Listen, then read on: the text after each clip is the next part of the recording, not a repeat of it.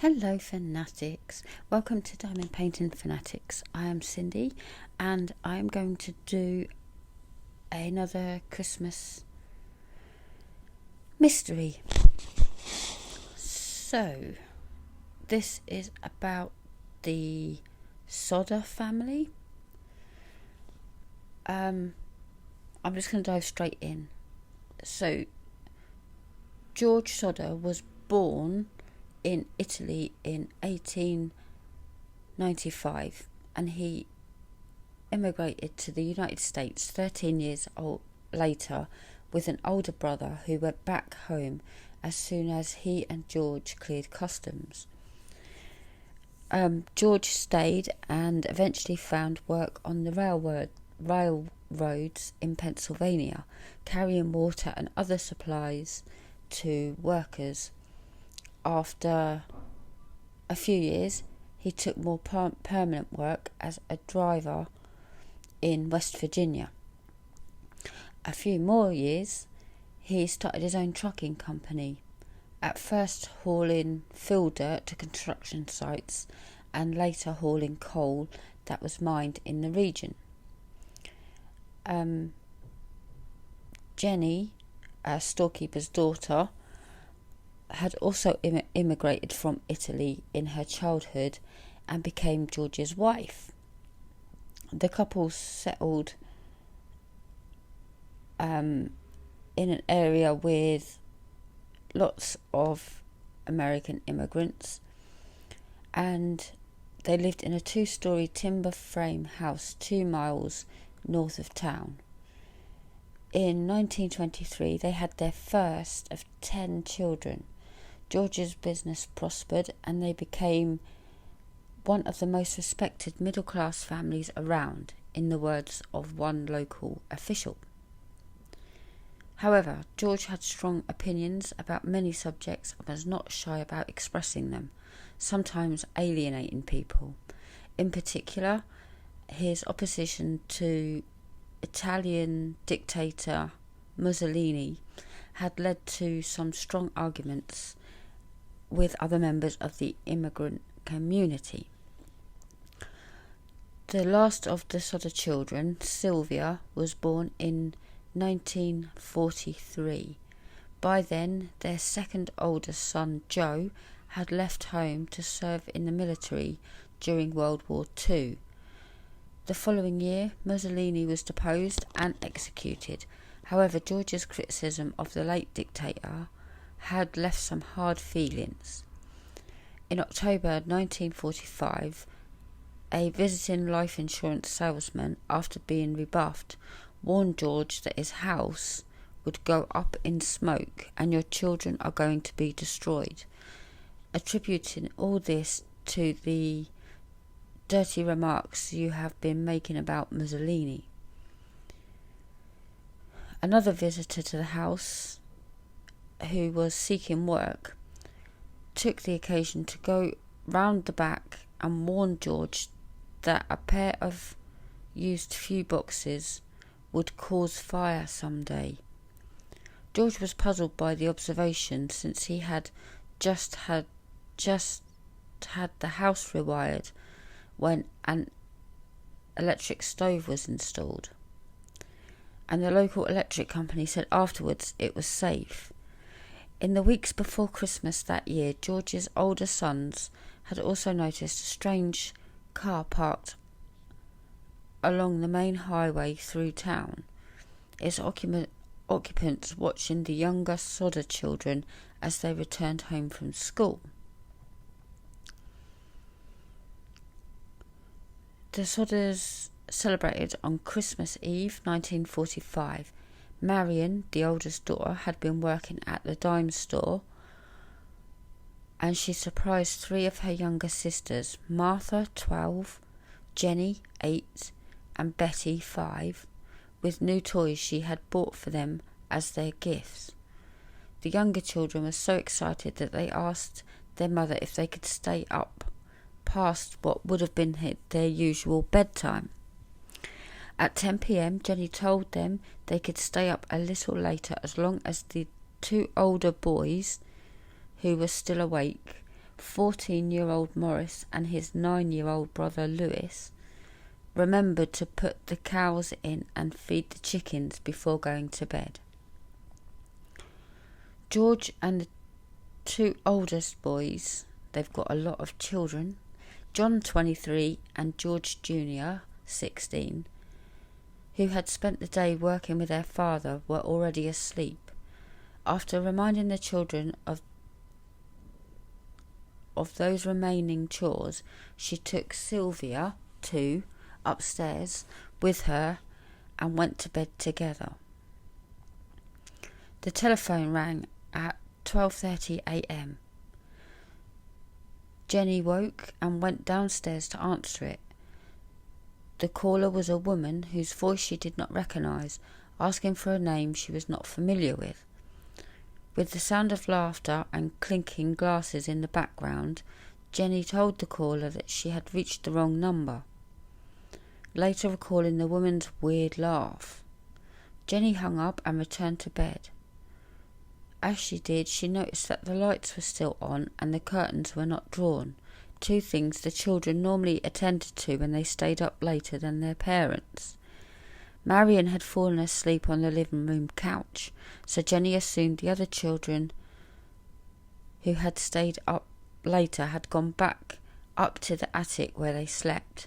She closed the curtains, turned out the lights, and returned to bed.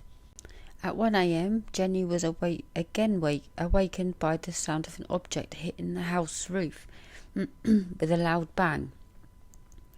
Then a rolling noise. After hearing nothing further, she went back to sleep. After another half an hour, she woke up again, smelling smoke. When she got up again, she found that the room George used for his office was on fire around the telephone line and fuse box. Jenny woke him, and in turn he woke his older sons. Both parents and 4 of their children, Marion, Sylvia, John and George Jr., escaped the house. They frantically yelled to the children upstairs, but heard no response. They could not go up there as the stairway itself was already aflame.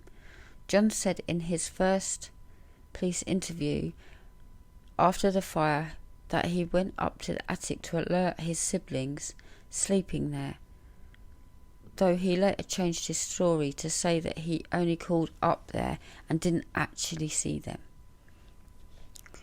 Efforts to find, aid and rescue the children were unexpectedly complicated. The phone did not work, so Marion ran to a neighbour's to call the fire department.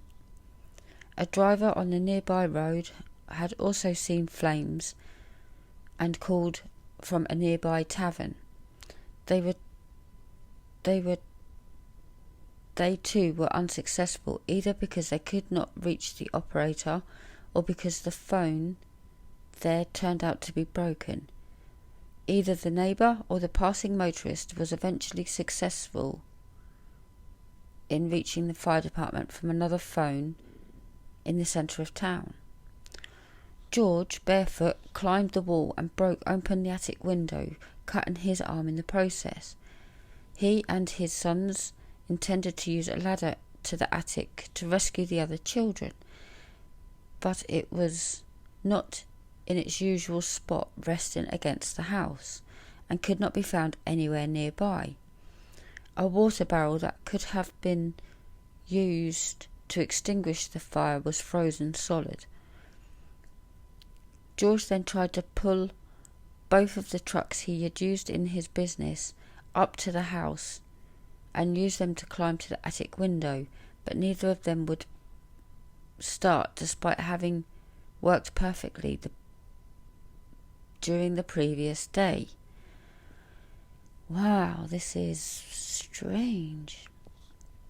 Frustrated, the 6 Sodders who had escaped had no choice but to watch the house burn down and collapse over the next 45 minutes.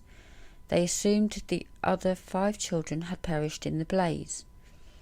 The fire department, low on manpower due to the war and relying on individual firefighters to call each other, did not respond until later that morning. Chief Morris said the next day that the already slow response was further hampered by his inability to drive the fire truck, requiring that he wait until somebody who could drive was available. The firefighters, one of whom was a brother of Jenny's, could do little but look through the ashes that were left in the Sodders' basement.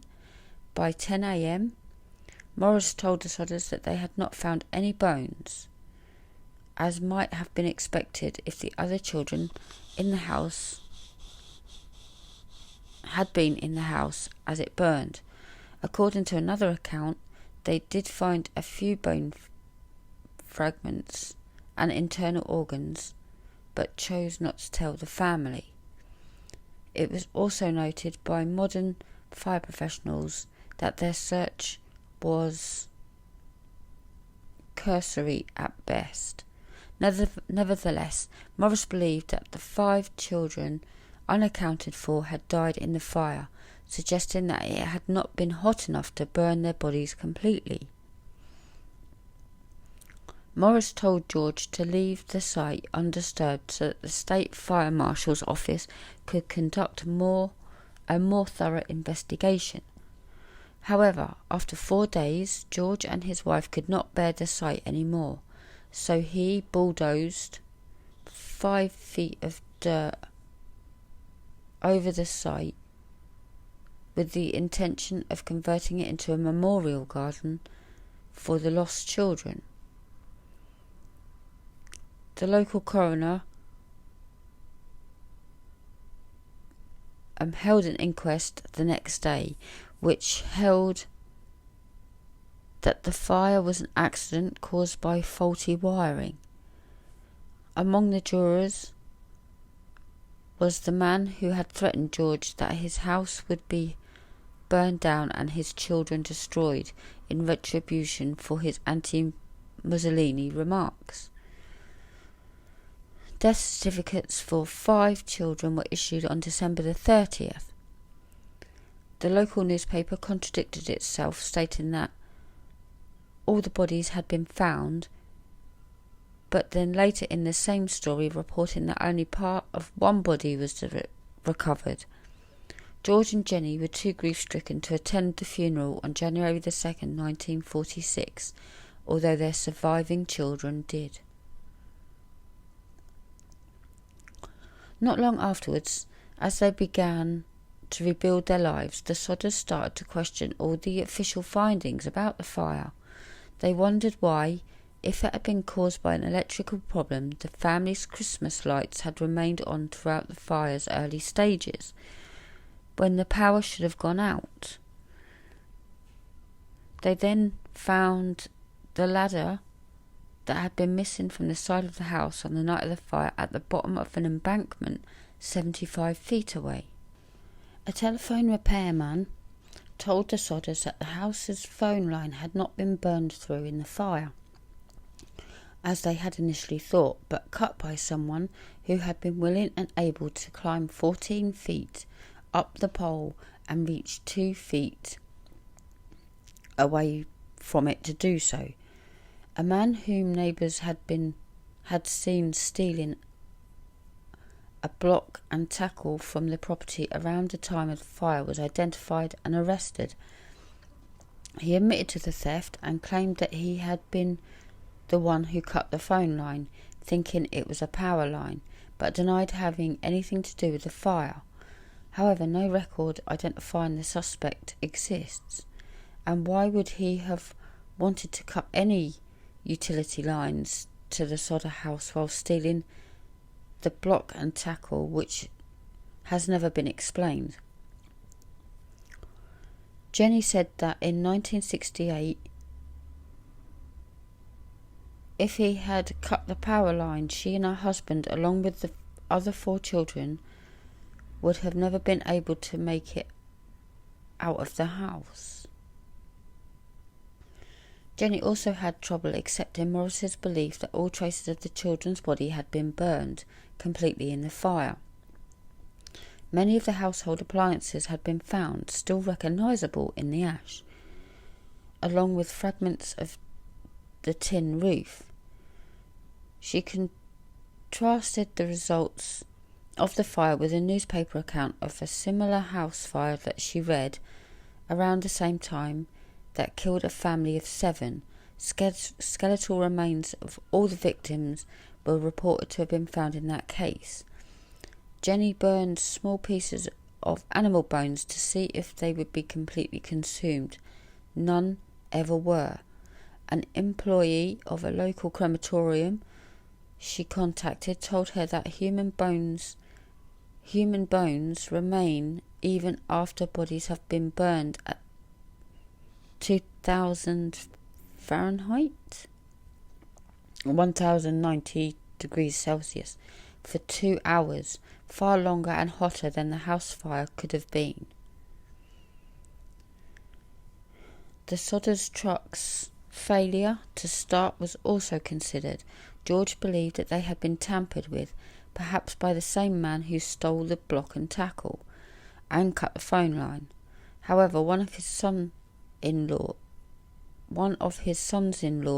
told the Charleston Gazette-Mail in 2013 that he had come to believe that the Sodder and his sons might, in their haste to start the trucks, flooded the engines. Quite possible when you panic, That's quite possible. Some accounts have suggested the wrong number phone call to the Sodder house might have also somehow been connected to the fire and the disappearance of the children. However, investigators later located the woman who had made the call. She confirmed it had been a wrong number on her part. This is all very strange. As spring approached, the Sodders, as they had said they would, planted flowers in the soil bulldozed over the house. Jenny tended to it carefully for the rest of her life. However, further developments in 1946 reinforced the family's belief that the children they were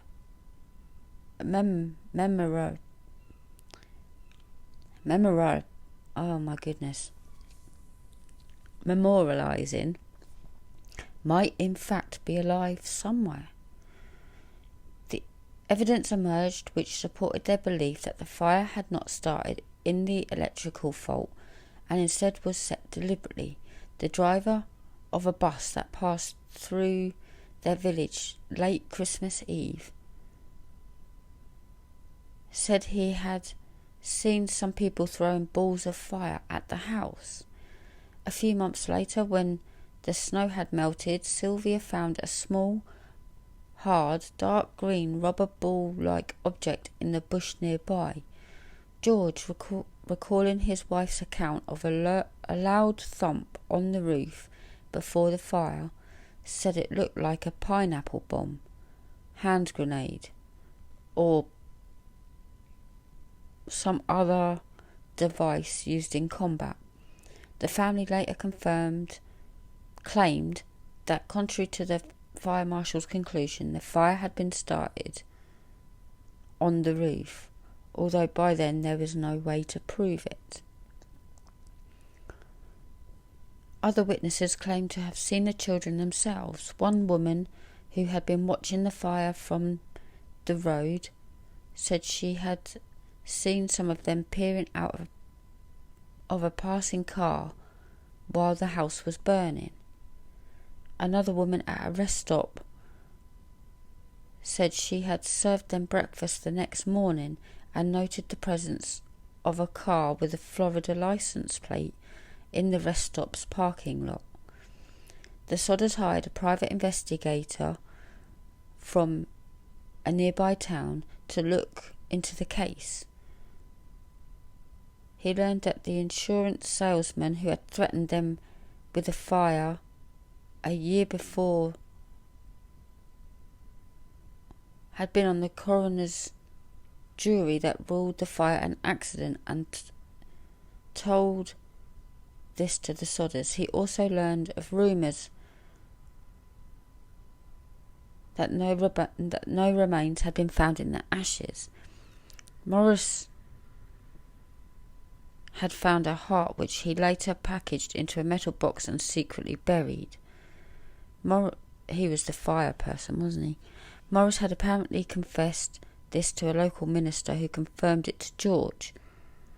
George and the private investigator went to Morris and confronted him with this news.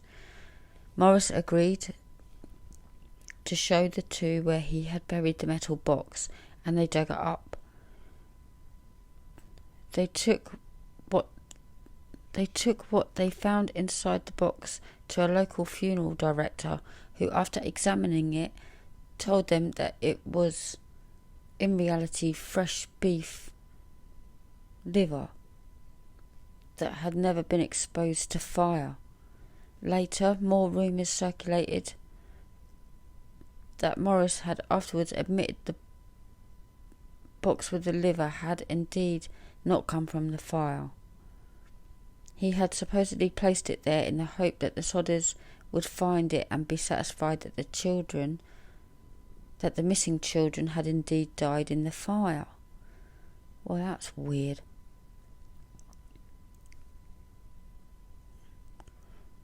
George did not wait for reports of sightings to come in. Sometimes he made them himself. After seeing a girl in a magazine picture of a young ballet dancer in New York City who looked like one of his missing daughters, Betty, he drove all the way to the girls' school, where he repeated demands to see the girl himself were refused. He also tried to interest the FBI in investigating what could be considered a kidnapping.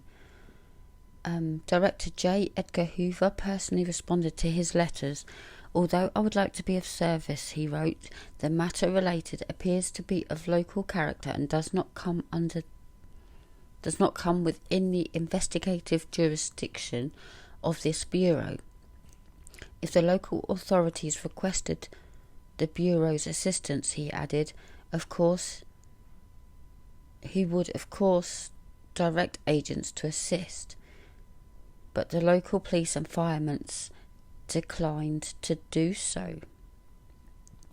In August 1949, George was able to persuade Oscar Huntley, a Washington, D.C. pathologist, to supervise a new search through the dirt of the house at the house site. After a very thorough search, artifacts including a dictionary that had belonged to the children and some coins were found. Several small bone fragments were unearthed, determined to have been human vertebrae. The bone fragments were sent to a specialist. That they were confirmed to be a lumbar vertebrae, all from the same person. Since the transverse recesses are fused, the age of this individual at death should have been around 16 or 17. Newman's report said the top limit of age should be about 22, because they normally fuse at 23, but they're still unfused. Thus, given an age range, it was not very likely that these bones were from any of the 5 missing children, since the oldest, Morris, had been 14 at the time.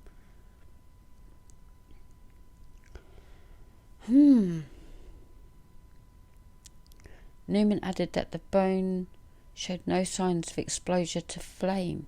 Further, he agreed that it was very strange that these bones were the only ones found, since a wood fire of such short duration should have left full skeletons of all the children behind. The report concluded that vertebrae had instead most likely come from the dirt that George had bulldozed.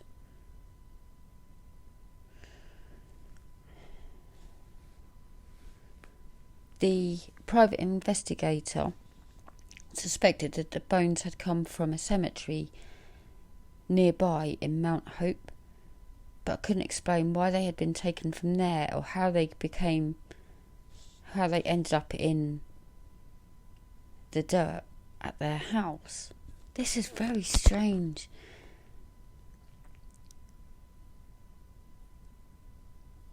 Very strange. The investigation and its findings attracted national attention, and the West Virginia legislature held 2 hearings on the case in 1950. Afterwards, however,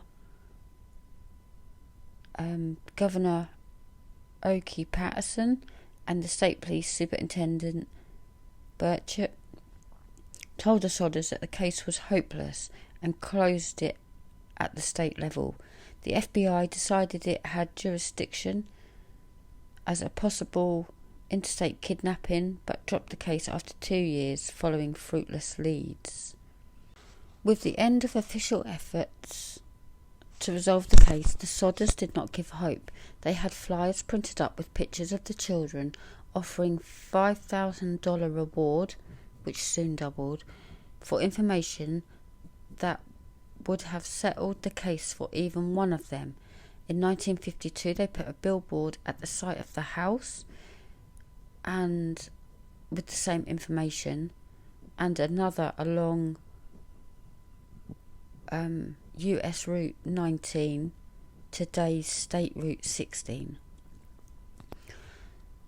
The family's efforts soon brought another reported sighting of the children after the fire.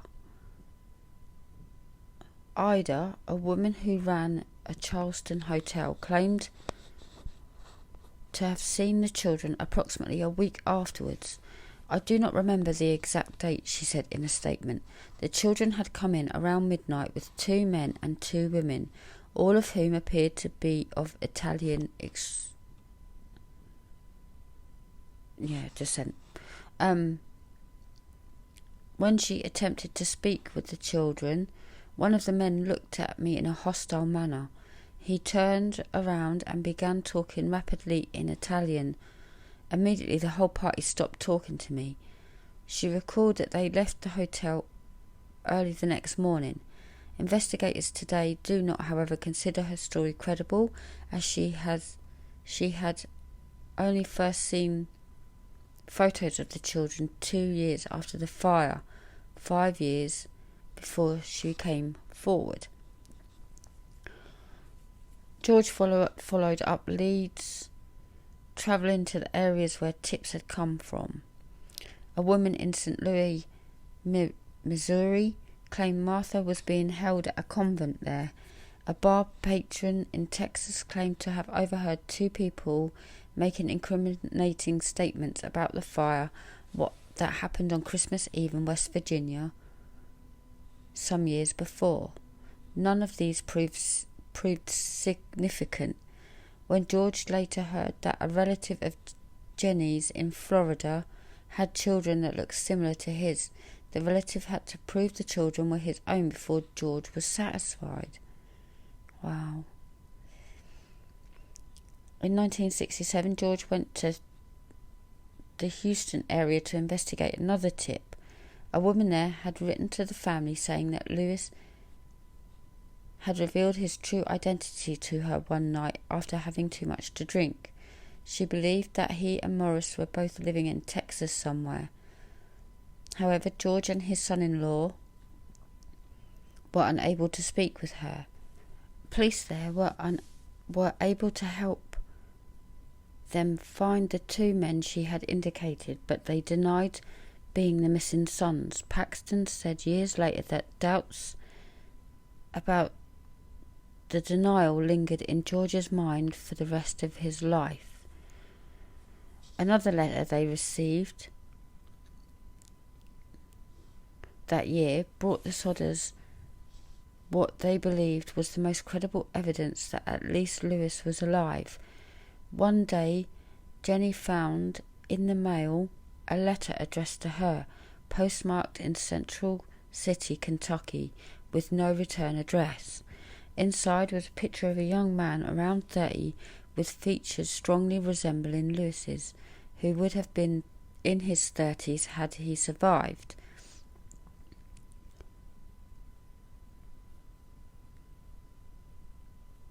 On the back was written, Louis Sodder, I love brother Frankie.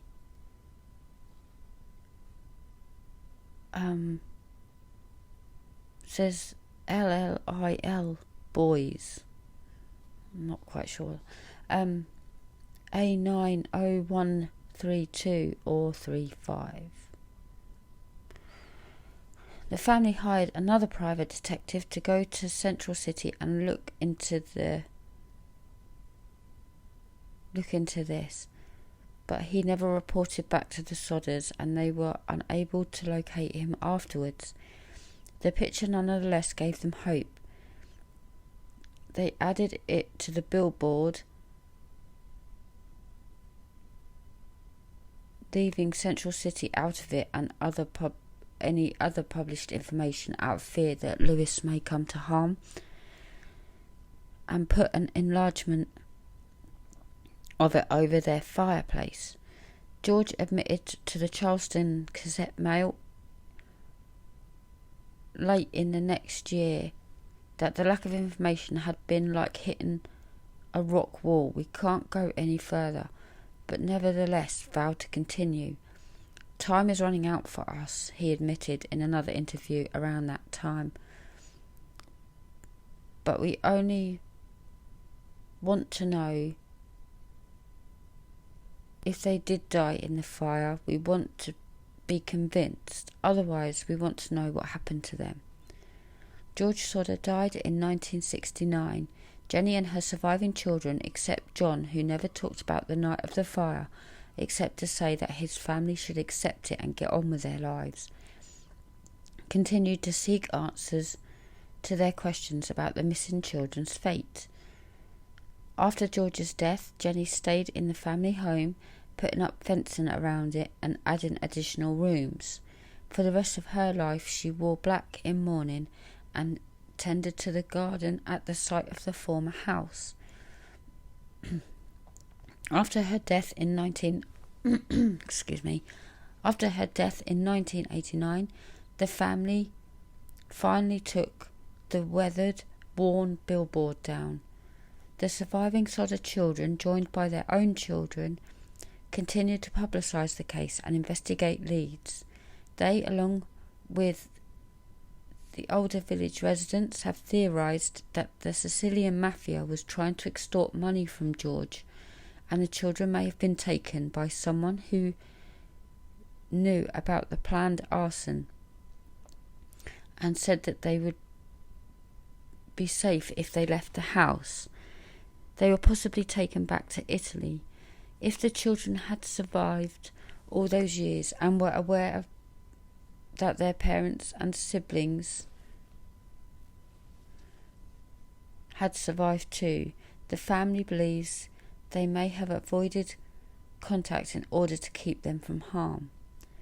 As of 2015, Sylvia Sodder Paxton, the youngest in the family, is the only surviving Sodder sibling who was in the house on the night of the fire, which she says to her earliest memory, I was the last one of the kids to leave home, she recalled to the Gazette-Mail in 2013. She and her father often stayed up late talking about what might have happened. I experienced their grief for a long time. She still believes that her siblings survived that night and quietly assists with efforts to find them and publicise the case.